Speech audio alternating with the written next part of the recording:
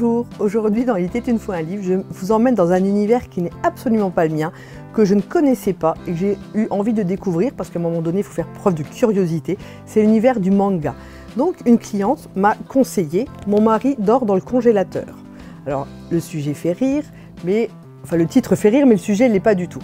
Dès le départ, on apprend que cette jeune femme tue son mari parce qu'il la battait, et puis parce qu'elle était violée, etc. Donc elle le met dans le congélateur. Sauf que le lendemain matin, au petit déjeuner, son mari est là, il déjeune avec elle. Elle se demande ce qui se passe, elle va voir dans le congélateur, il est toujours là. Donc voilà, est-ce que je deviens folle? Est-ce que je l'ai vraiment tué? Mais qui ça peut être? Enfin, elle ne comprend pas. Donc c'est un thriller psychologique très intéressant.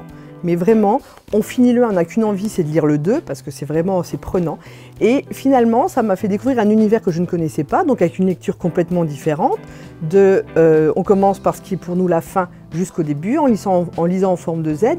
C'est complètement déstabilisant au début, mais l'histoire est tellement bien faite qu'on a envie de continuer à lire. Donc si vous voulez vous lancer dans l'univers du manga, je vous conseille les deux là. Mon mari dort dans le congélateur.